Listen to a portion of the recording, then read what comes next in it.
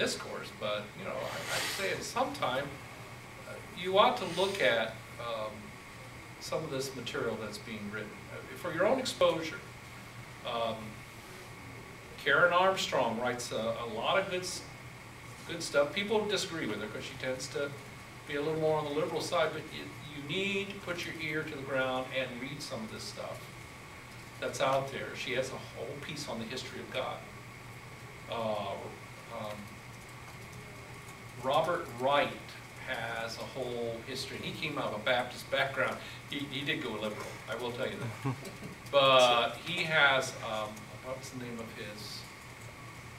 His is, I think, another, let's see, what did I say? Karen Armstrong wrote The History of God, The Development of the Idea of God. And he has something along a similar title along the same line. I think he wrote in 2012 or 2010, Robert Wright. It's a thick book. I mean, it'll take about 300 page, 400 page, take the time to get through it. But it's worth looking at to see what others are saying right now in this whole genre of literature that's out there. It's worth your time. That's all I'm saying. Because it gives you a different exposure to the ideas that really were out there in terms of, for example, how the very idea of God started.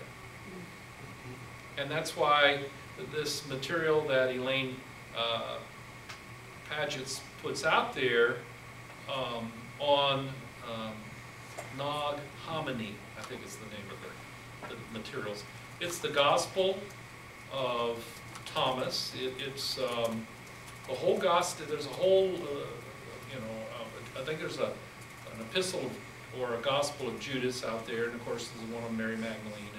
And there's a number of pieces out there that were produced by the Gnostics, and so they said, hey, look at this. Here's a bunch of literature that's out there that was contemporary with what the Western was developing at the same time. And we know that they got seen as being heretical in their thoughts. I'm not saying they're not. I'm just saying, read it. See what people were thinking, because the unity of the church wasn't firmly established until about 500. I mean, you're still going through a lot of upheavals, and and by the time you got all the barbarians coming in, you've got a lot of turn on, things are being turned on its head. So it wasn't just sink, and there we are. Like you said, I mean, there's a lot to be said about that. I would just say expose yourself to that literature. Read a few books that will give you a broader understanding of this, because we tend to read narrowly, we tend to read in our comfort zone. You need to break through that and spread yourself out. I haven't read anything by Richard Dawkins yet, but I plan to, when I think I can handle what he has to say. But I plan to read something else. All right.